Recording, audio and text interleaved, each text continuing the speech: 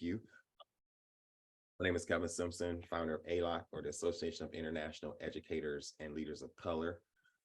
We want to start with our land acknowledgement by saying that I'm currently based in Dallas, Texas, which I acknowledge is on stolen land. It's the land of the Caddo, the Kickapoo, the Comanche, the Wichita.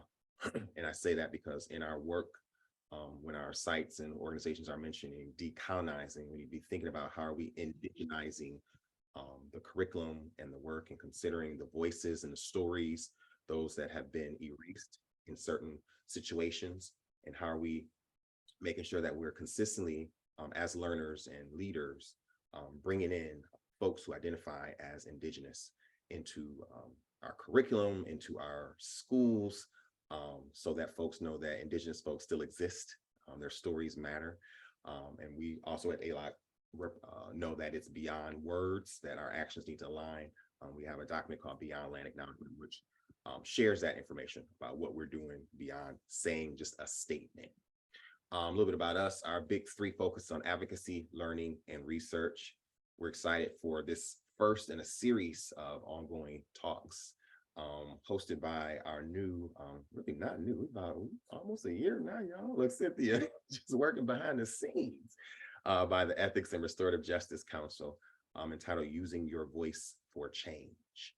And I'm going to turn it over to, wait, now is it doctor right now? Because I'm like, I got to check in. I'm like, checked in on Cynthia. She got to let me know. I was like, wait a minute.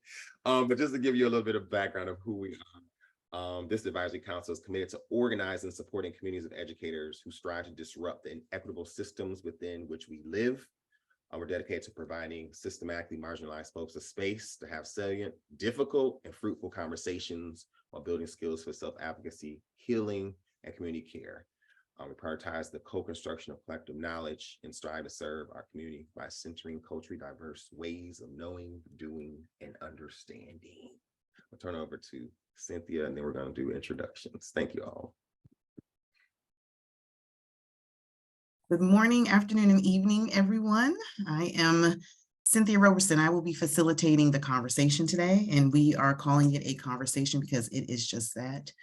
I want to just make sure that we begin by understanding the vulnerability that will be demonstrated today, and also acknowledging how hard it is to share stories, no matter what format we're using, whether we're in person, whether we're virtual. Sharing stories, especially stories of harm, is something that is very difficult to do. And I want us to ensure that we are centering the care of the panelists who are going to be participating in today's conversation. It is our responsibility as people who are showing up as allies, advocates, and activists to ensure that we don't just walk away from this conversation thinking, oh, those were really awful stories. I hope I never do anything like that. But saying to ourselves, those are really awful stories, and now I'm going to go and do something about that. It is our responsibility, every single last person here, to ensure that we are creating safe spaces and that we are not complicit in perpetuating structures and systems of harm. Thank you for joining us today. Thank you so much, Cynthia, for that. Good morning, good afternoon, good evening, everybody. I am Raman Diai, and I'm one of ALOC's cultural wealth and lifelong learning practitioner. And we are going to get started, and I'm going to start by introducing one of our four panelists. I'm going to start with Islam Ayat. This part of Islam Ayat's life is called I Cannot Come and Kill Myself, a popular Nigerian slang that loosely defines the attitude taken against something or someone that's proving beyond your bandwidth, and continued interaction will eventually deplete your resources. This 12-year mental health veteran has worked at the intersection of counseling and education, and she has worked internationally in the most prestigious schools. She continues to do impactful work, and more recently relaunched her organization, Heart of Mind, Inc. She's currently on a self-prescribed work sabbatical and is joyfully weaving into her life tapestry bright strings of colors. Please help me in giving some virtual love for Islam Ayat. Kevin, would you like to introduce the next person, next panelist? I sure will. Now, I've been calling her Dr. J. She don't know that behind the scenes. But Dr. Janae Washington is a radical scholar of educational leadership and theory. Her interests include looking at educational and political history to find foundational patterns in school systems that are characterized by isms and phobias. Dr. Washington is currently a doctor of philosophy in K-12 school leadership and uses quantitative and qualitative data to find discriminatory patterns in hiring, curriculum, and institutional histories of school. Janae started her education career as a teacher in Title I schools in Virginia. She also worked in Cote d'Ivoire, Nigeria, and Burkina Faso.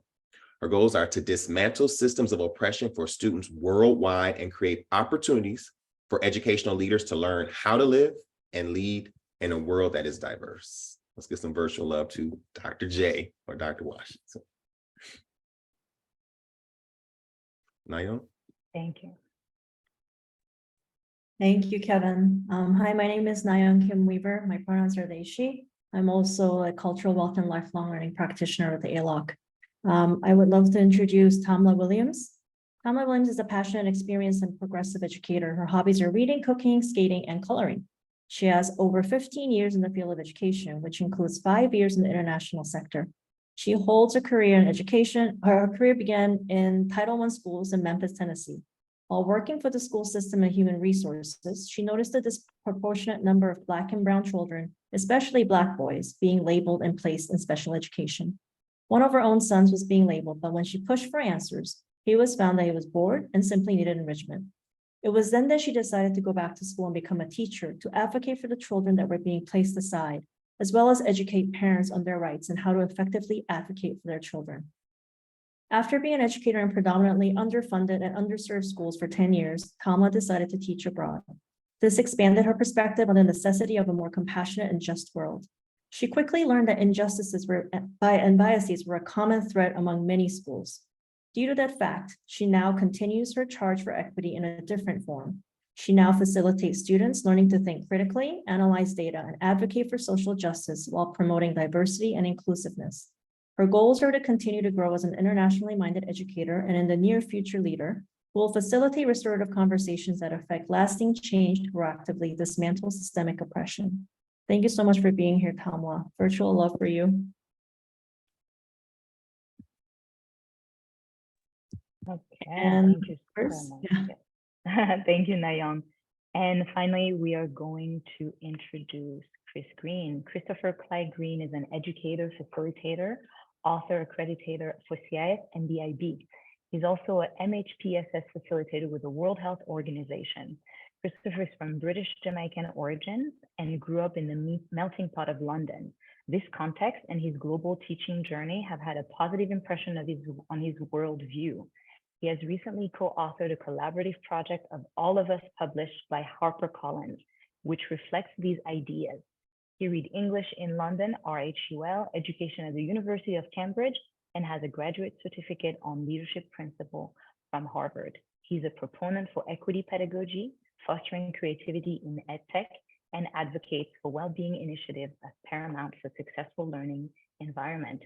Please help me in joining in giving some love for Chris.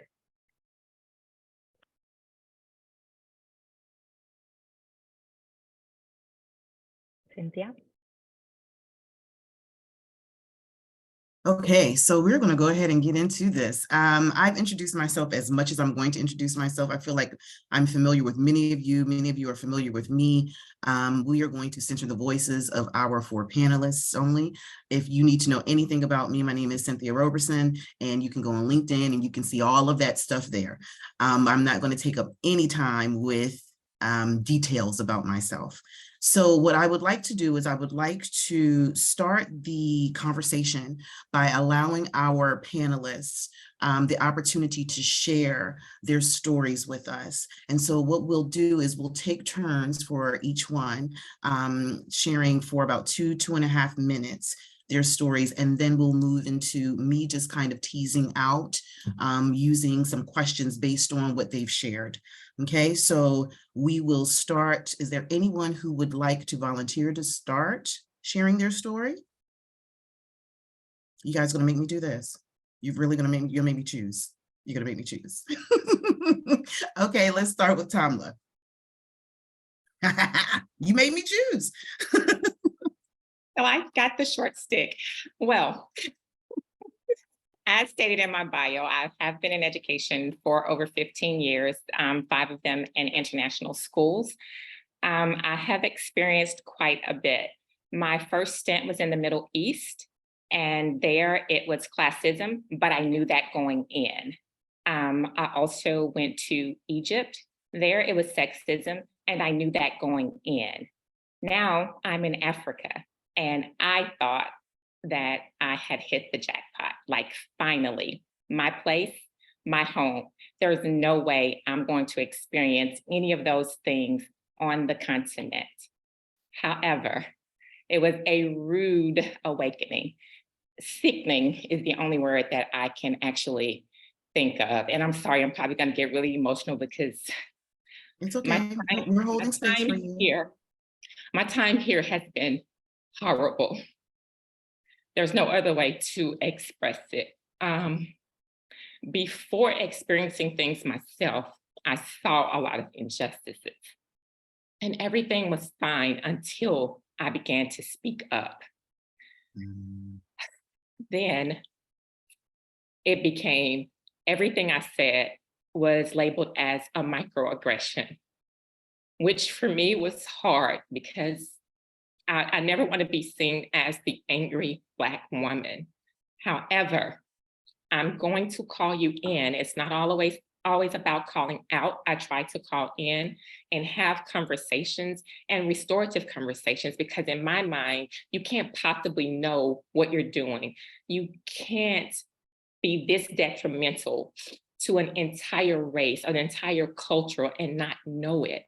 And so let's have those conversations. I was raised that the only difficult conversations are the ones that you don't have. So I believe in speaking up and speaking out.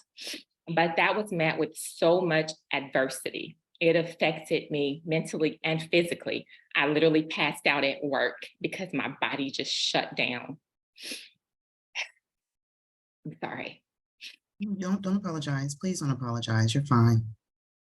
So during that time, I was battling with admin and not knowing who else to turn to, who else to talk to, because this is admin. Who do you talk to? I got called in by leadership, which was also their friends, to say, and I explained everything that I had encountered, it went from microaggression to, hey, Tamla, I need you to do this, if it's okay with you.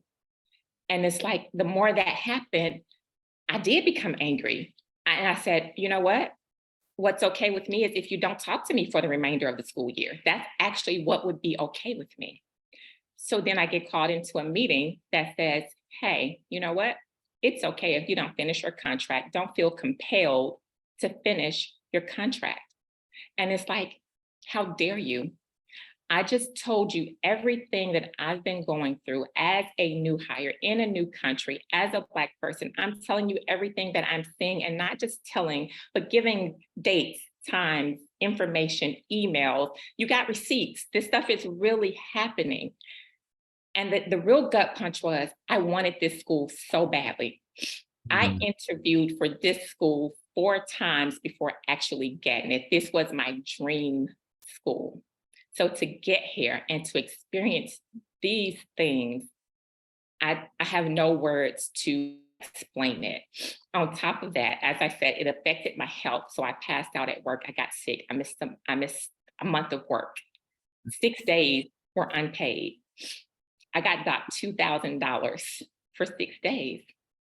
And it's like, wait, you don't pay me that well. You couldn't possibly take $2,000 for 6 days, but it was left up to someone's discretion, the same someone who's perpetuating the cycle of oppression. So when I appealed to this person, it's like, no, that's what's happening. So, okay, I appeal further because I can't accept that. When I appealed further, they sided with me, gave it all back, but then even more attitudes start to come my way, even more things, including you've never been in my classroom to say, don't finish your contract. You've never seen the magic that happens inside of my classroom. So it's not that I'm not doing my job, it's personal. And it's because I'm speaking out on what I see, because the slogan is DEIJ is in our DNA. It can't be. Mhm. From my perspective, DEIJ is on paper. It's not in the DNA. And you Okay. say, we're in ALOC school. Okay, thank you so much, Tamla. Thank you. I do have one question. You said that you witnessed a lot. Is there what can you just give me or us an example of one specific thing you witnessed that you felt was race-based harm? For me, I'm always an advocate for children. I Mhm. saw how the children of Black and Brown children were being treated differently from other races. For example, I actually saw a child being yelled at aggressively for behavior, so-called behavior, yet I witnessed another child of another race stand up and just pull his pants down. And it's like, oh, well, there's a reason why he did it. It was always a reason why. However, the Black and Brown children were just menaces and they needed to be punished. Okay, thank you. Thank you for that. Who would like to go next with their story? Okay, Chris, thank you.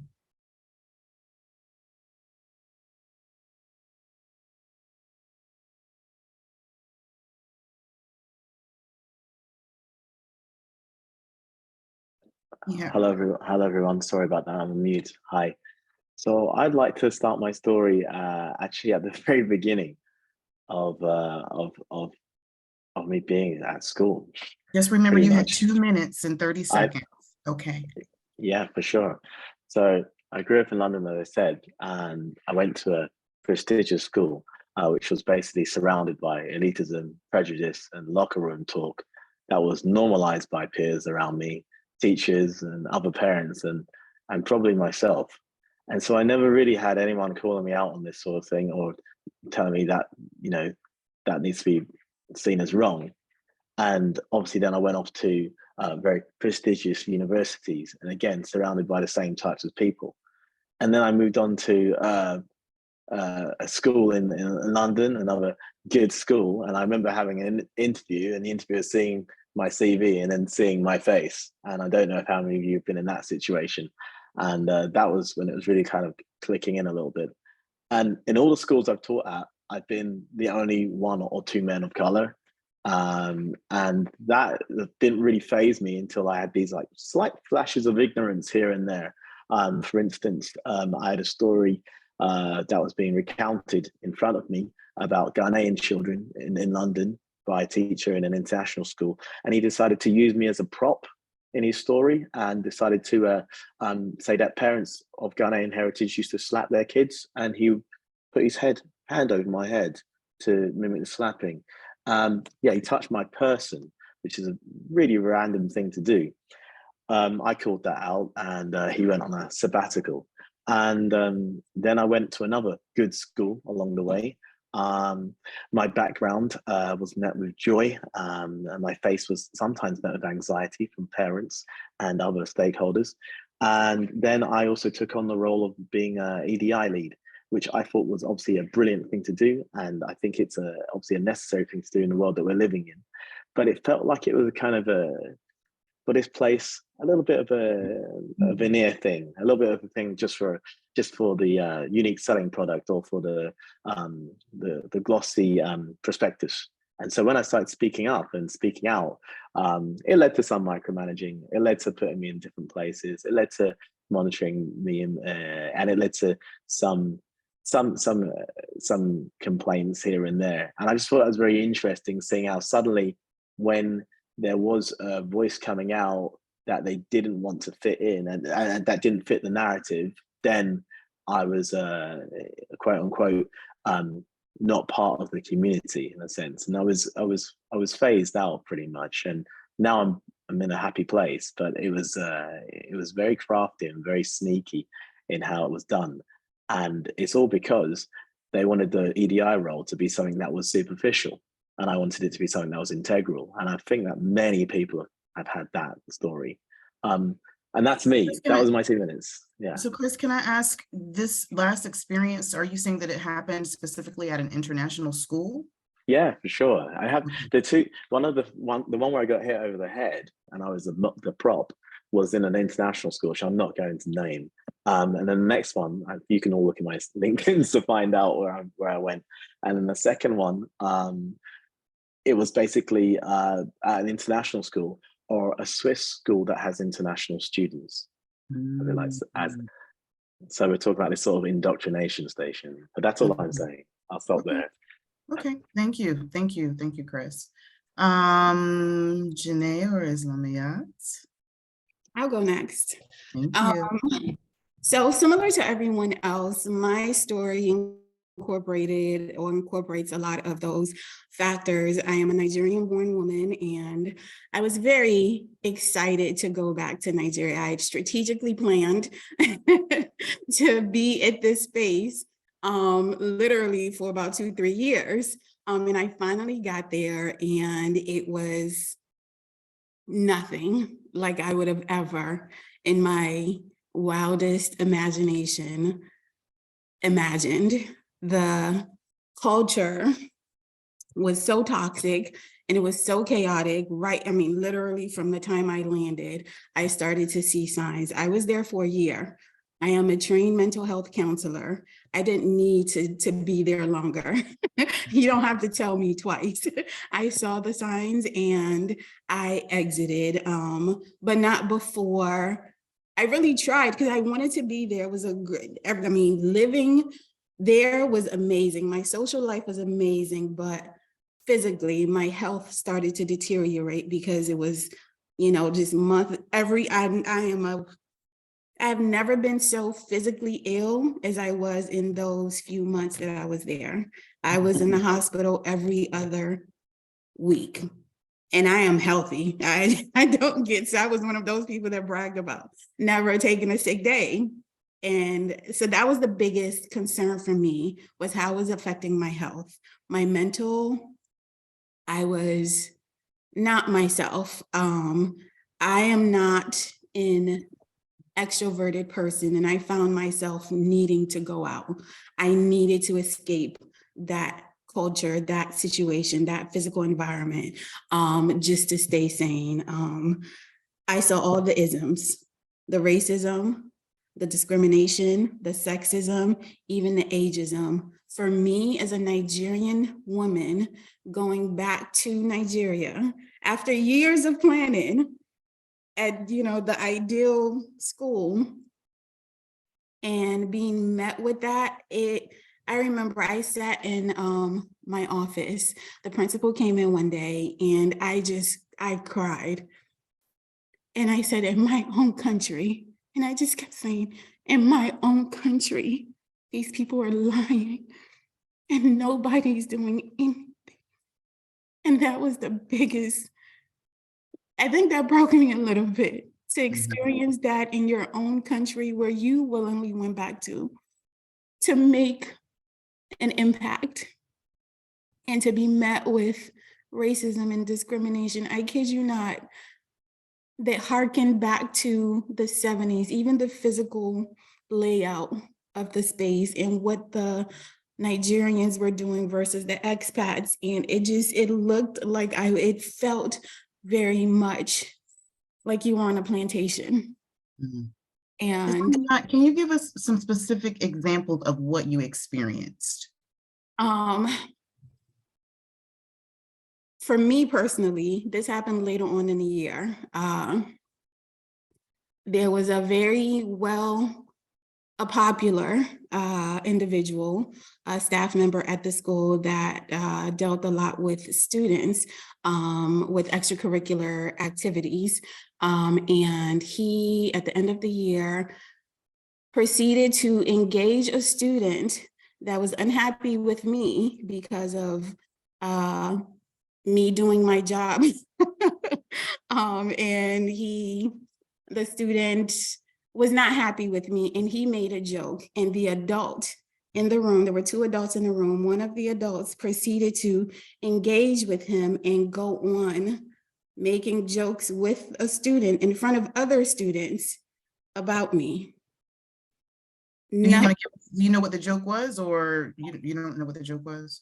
the joke was about, it was just about my person. It was just two boys, one boy, one man, and just the back and forth. It was like they were in the locker room.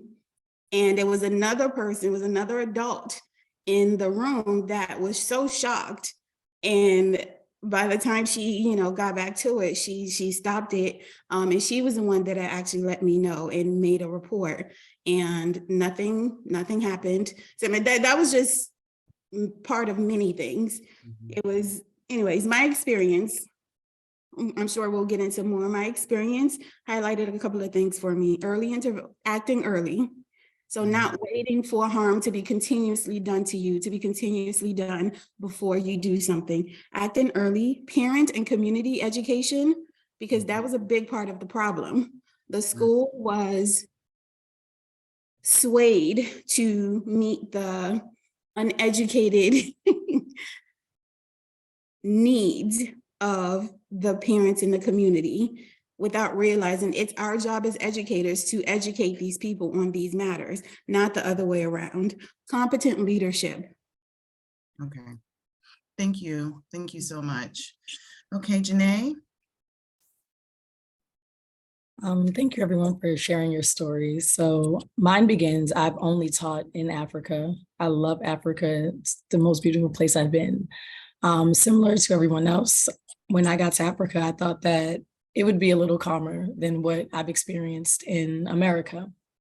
And so I will say my first experience in Côte d'Ivoire, it had its moments, but it was a very beautiful experience surrounded by a very diverse faculty and staff and student body that was predominantly African. And so from that experience, I had the idea that all international schools in Africa would be similar. So to my surprise, when I got to Nigeria and then later to Burkina Faso, I found out that I was in a special place in Côte d'Ivoire. And so when I got to Nigeria, it was a little interesting when I went. I'm an extreme introvert, and so I spend a lot of time watching people.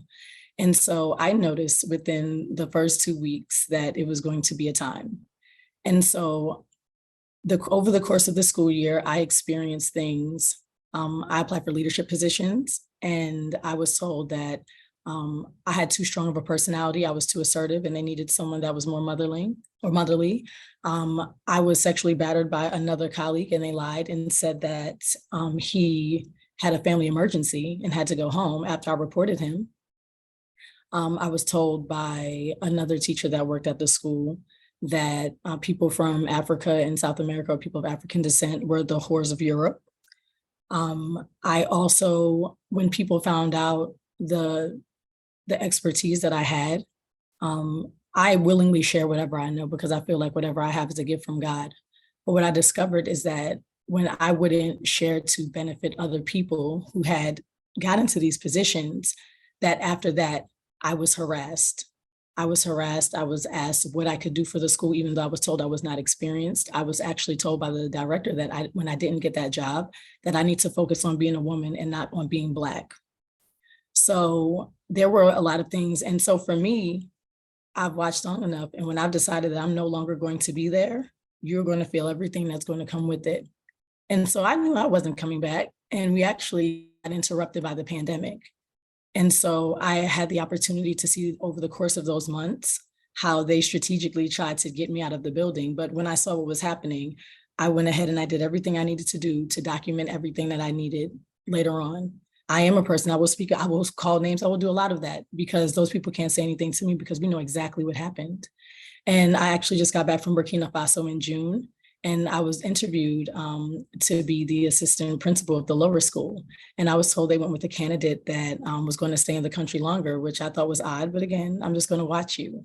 And when I got there, I realized they hired a white man who had no experience in elementary education, and also who he didn't have any certification to be an administrator anywhere.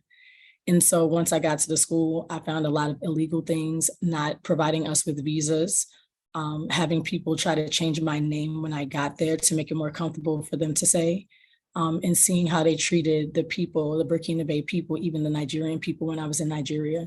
So I've seen a lot. And so for me, I'll cut my losses and I'll figure out how to address you later. Okay, thank you. So what we're going to do now is I'm going to ask questions, and whoever would like to answer, just go ahead and jump in and answer. The first thing is, can someone share what the makeup of their administration was? Let's just say at the last school you were at, what was the makeup of your, and I mean racial and ethnic, what was the racial and ethnic makeup of the administration of your school leaders? My last school was white males, and they all had connections to each other some way, somehow. Either their father worked with somebody else that's on there recently and, got pulled into that position, or this is, oh, my good friend.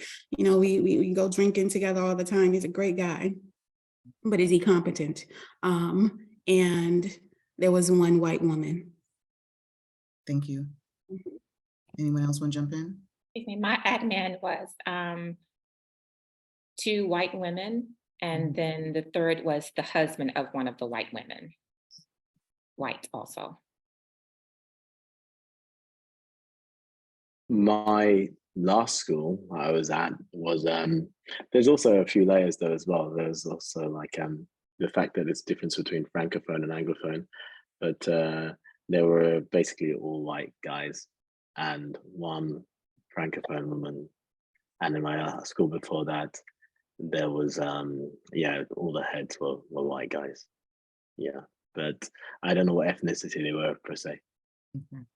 Thank you. My last school, there were 3 white men, 2 were American, and 1 was British. Thank you. Okay. Several of you have stated that when you tried to disrupt the harm, that the harm actually worsened. And I would like to unpack that a little bit more. When you say that, because I feel like what you're saying is advocating for yourselves made it worse in that it put a target on your back. And I'm not sure if that is, if I am concluding that correctly, but if I'm not, then please absolutely let me know. But I need to know what happened as a result of you advocating for yourself. Tamla, you went into it, but I would really like to hear Islamiyat and Janae kind of talk about what happened when you started to advocate for yourself. Before that, Chris, you have a question or comment? No, my comment was that I was advocating for myself, but more in interest advocating for others, like trying to start and create something that then created a fear. Okay. And created that's why I wanted to say, if that makes any sense. Okay, thank you. So it was advocating for others, and I think Tamla expressed that as well, that she was advocating for others as well. Janae and Islamiyat?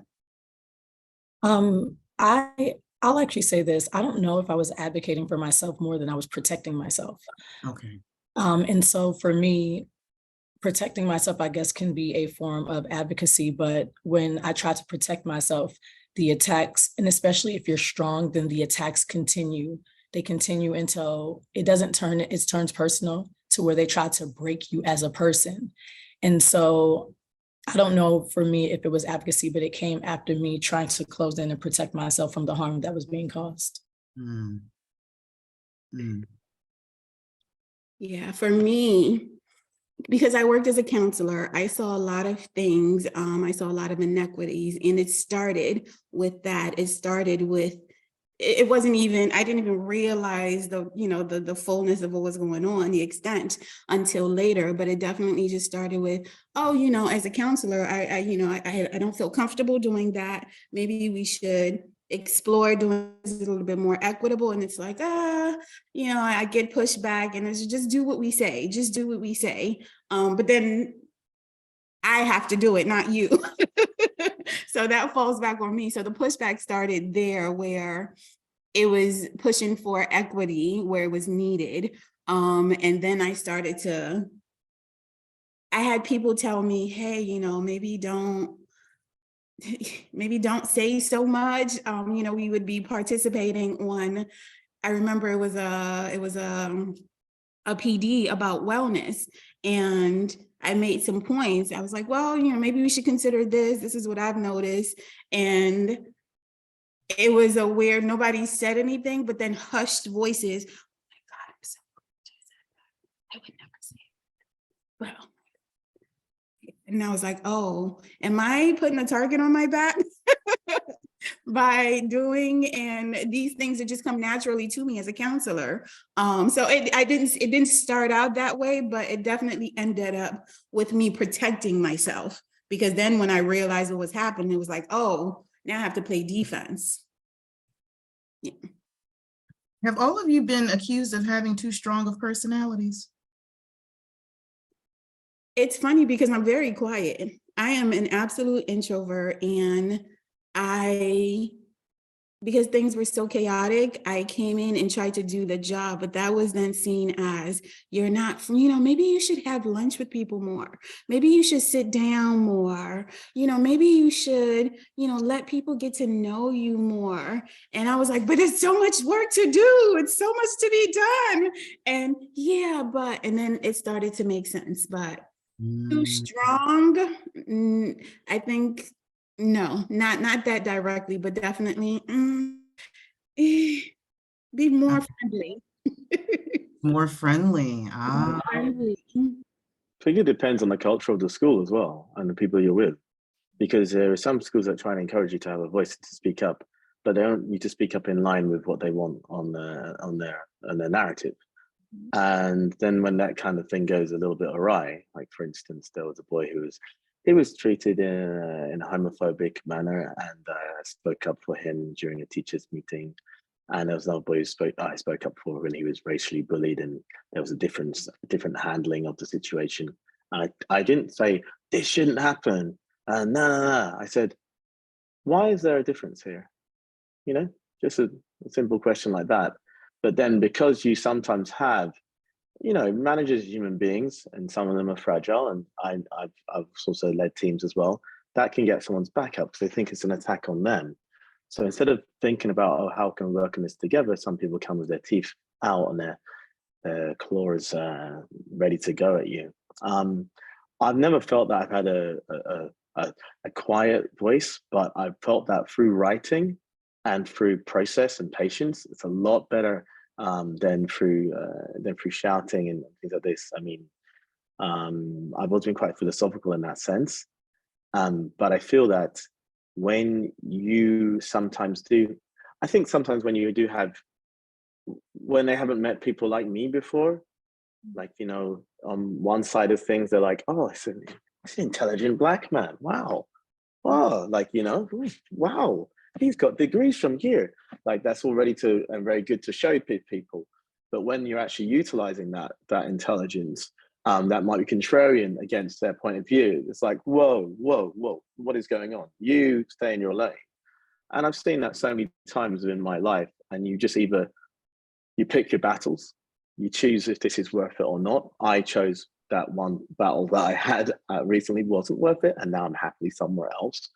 And that if you don't, it can really wear you down to the point where you're fighting, and you're fighting someone who's never gonna see your point of view, and always is on the defense. But I think that most situations are based around relationships and healthy relationships. And if the person's coming in not mentally sound, I'm going to be honest, not mentally sound, then it's going to be very hard for you to help that person and you have a decent relationship with each other. They need to be a bit more reflective and look within themselves, which I'm trying to do every day. Okay, thank you. My next question is, were there any systems in place to report the harm that was happening to you? I will say for me, if there is a system, I don't know what it is. And I've asked on numerous occasions. I've even gone to meetings, board meetings, I've asked. It's always in the works. We're working on it. We're working on it, because the question is, if I want to report leadership, but leadership is the person that I report to, then what? Mhm. And it's always, there's never an answer in place. It's always in the works. And I don't know when it will work, maybe not at my time here, but as of now, I'm not aware of one. I'm still waiting because I still have things that I need to address. Mhm. So What- Go ahead, Janae.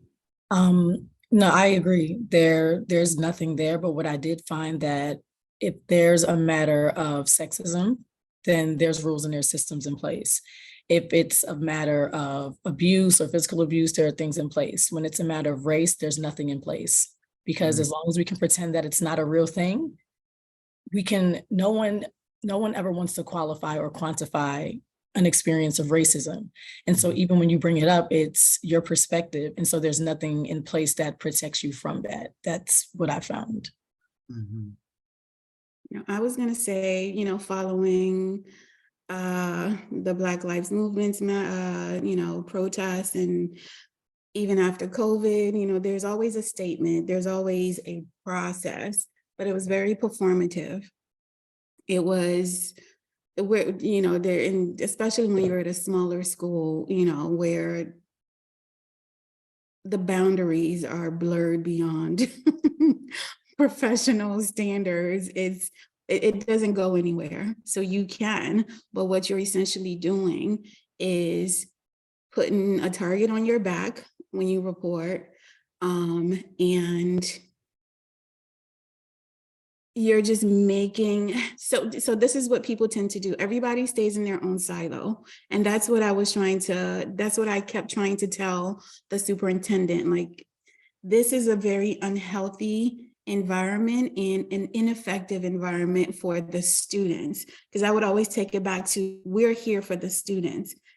If you have people that are scared to do things and scared to say things and scared to discipline and to teach and to enforce, even with students, because they fear what's going to happen to them when that student goes home and says something, or a parent feels a certain way because this type of person says something to their child, you're going to end up with a chaotic environment in the school setting where the adults don't even have the power to do, to be the adults in the building. So it's performative. It's performative, and it ends up hurting everybody, not just the person you intended it to hurt. Thanks. Can I just add to that? Because I think the performative aspect is really interesting, because obviously during that watershed moment when a man was killed in America by police, and that suddenly turned of white Europe woke them up, and suddenly there was EDI roles, and suddenly there was performative actions. But yeah, there are frameworks written down in paper, and I've done accreditations for schools, and I've seen these things through reading, and you can tick it off. Yeah, they've done it, tick, tick, tick. But if I have an interview, which I've asked a lot of the time, has there been an incident that's happened? Leaders can't often provide an example. They cannot provide an example, particularly when it comes to race, and particularly when it comes to staff and race, probably because the majority of the staff of color or staff who are non-white are very marginalized, and so they don't really speak up. Oh, I haven't heard of that. No, we haven't had anything like that. Pick. Oh, isn't that wonderful? And I'm walking around and I'm seeing the hotelier staff, the janitorial staff, the teaching staff of all different ethnicities, and then you look around and the management is of one same gray hue, and it's like, come on. There must be some people voicing their concerns. They must have some concerns. They must be saying something. But there's a culture perhaps of fear, perhaps, I'm not saying it is, but also they don't feel like there's the correct framework, because guess who creates the framework? The people who aren't being marginalized. So the Yeah. marginalized don't have the voices. Yeah. So, even comes to language, it might be the language of the policy. The Mhm. policy might be phrased in a way that is very directed towards those who are in the dominant discourse. It Mhm. just is, that's it. I just shrug my shoulders at it because I know it's Yeah. happening. Yeah, thank you. So we don't have much time left. Before I conclude, I do want to ask our audience if there are any questions. I think we can take probably about 2 questions is what we have time for. And you can put them in the chat, I suppose. I don't think, do we have a question? No, I guess they have to go in the chat if anyone has any questions. No? Okay. While we're waiting on questions, can I please add to what Chris just said? Yeah, well, yes, I have a question for you, but yes. Oh, okay, I'm sorry. I just wanted to add just really quickly that I think that's where we have to continue to be a voice. I know in the school that I'm in, I see the janitorial staff being mistreated, being underpaid, and they can't speak up because this is their only livelihood. This is the only way for them to feed their families. So it's not just fear, but it's the reality that if I speak up, I could possibly not be able to even feed my kids. And so that's why we have to continue to be the voice. Mhm. And so my final question to you is something similar to that. And someone just put it in the chat actually, which is what can we do? What can we do? What more can be done in order for us to really disrupt the harm that's happening in international schools, to bring it to light even more than we have today? Thank you. But also to disrupt it. What needs to be done? What can we do? I think, go ahead. No, I was going to say leadership. It's these people in these leadership positions that make the decisions, and they keep the cycle going. So when we disrupt that, who is in leadership having at the table in these positions to have these conversations? Because I've been at other international schools where I was the only Black person and in a leadership position or a leadership adjacent position. And I loved it because the leadership put their foot down, educated, competent, knew it, had a plan. I mean, he was on it. And that was the best experience I've ever had in all of education. And this was also, under a white man. So it's not, it's just, and I'm like, please go to the continent. You are so needed. But it really is, so many of us are needed that are able to see things clearly and professionally. I think what happens with countries and schools on the continent is it's seen as a third world. And we kind of take, just come on, there's not a lot of framework and infrastructure anyways, there's no ways to report. The countries are not as stable sometimes as other places. So people get in there and you see their true colors, regardless of their positions, because of what they're able to get away with. If you see who they are. They have power with no accountability. Power with no accountability. Mm-hmm. And that is the biggest thing, is you don't have the internal, that moral compass to do right on your own, which is why we need accountability. But we need more of us. We need more diversity. We need more competence, especially on the continent. Mm-hmm. Thank you. What I'll say is, and this is going to sound extreme, but it is what it is. People don't understand change until it messes with their money. And so I would venture out for everyone to see who they're accredited by and where their tax documents are. Because if it's in the United States, people need to go ahead and get their money from the EEOC. That's what they should do. Because I agree that it's the leadership, but it's the boards. And it's very, very difficult to have a board that, you know, it's a majority of these different stakeholders, and they have their own beliefs and they have their own power structures. And so they bring that, and that's who they choose. So there's really another dynamic. And the one thing that I found in my research is that historically, these schools are historically racist and founded on racist principles, a lot of these large schools on every continent. And so until we begin to actually address what the State Department, what part they have in funding these schools and their tax status in the United States, I don't think a lot of things are going to change. And so that is my advice for right now. Follow the money. Mhm. Can I just say something about that? Because I wanted to add to that as well in terms of the money aspect. That's really interesting as well, because when a lot of these schools are international and private schools, right? So parent voice, student voice. Parent voice and student voice, so those two things start to be shaky. If parents start to talk about things that have happened, and if students start to talk, then there's sudden change. Then people start to worry. And also, I think someone said in the chat about accreditation. Accreditation, I'm working for these people. CIS, IB, they're starting to do it now, but it really needs to be something that's really top profile, that they need to take accountability of. Even quotas. I mean, some people might say, oh, that's terrible, but like, are there people of, is it a diverse clientele? Is it a diverse leadership? You know, things like this. There needs to be accountability for accreditation. Otherwise, these schools will continue doing what they're doing, which is resting on their laurels. And until some kid, I hate to say this, until some kid does something bad to themselves, or until some parent does something bad to themselves, that's when people react. It's too reactionary, and we need to be proactive. That's what we can do. Someone just asked me in the chat, oh, how can we get international educators, international schools to hire admins of color? Go out to the local area and hire a local admin, and stop going through westernized ideals of what admin should do, administration should do. Stop looking at degrees.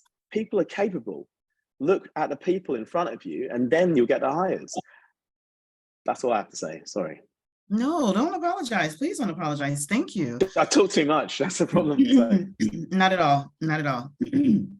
I think that one of the things that we are going to have to begin to reconcile is a lot of what Janae said, which was, you know, these schools are founded on very Western principles. The systems, the structures in place are very Western. And if you look at our Western societies, you know that isms are a big part of the social landscape of those Western societies. There's no way you're going to recruit from these countries and expect for those systems to not be perpetuated in other places.